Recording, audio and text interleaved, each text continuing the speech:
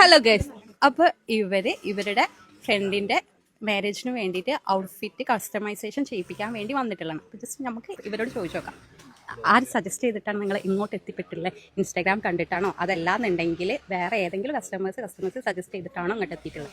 ഒരു കുട്ടി പറഞ്ഞിട്ട് എവിടെയാണ്? പാണ്ടിമുറ്റം. ഓ അറിയാം, പാണ്ടിമുറ്റുള്ള കസ്റ്റമർ തന്നെ സജസ്റ്റ് ചെയ്തിട്ട്, ആ കസ്റ്റമർ സജസ്റ്റ് ചെയ്തിട്ട് നമുക്ക് ഏകദേശം ഒരു 4 ടീം വന്നിട്ടുണ്ടായിരുന്നു.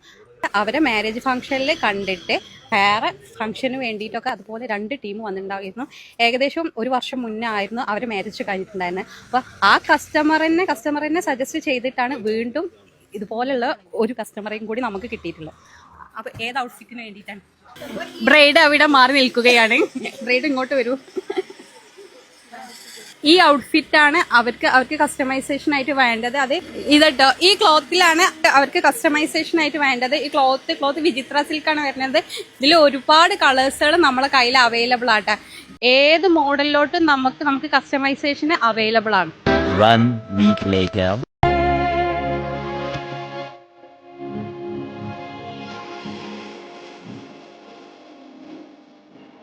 ഞങ്ങള് എക്സ്പെക്ട് ചെയ്തതിനെക്കാട്ടി അടിപൊളിയായിരിക്കും. മാഷാഅല്ലാഹ്, അടിപൊളിയാണ്. എല്ലാവർക്കും നല്ല ഇഷ്ടമായിരിക്കും. ഓക്കെ അല്ലേ? ഓക്കെ, സെറ്റ്, സൂപ്പർ ആയിരിക്കണം.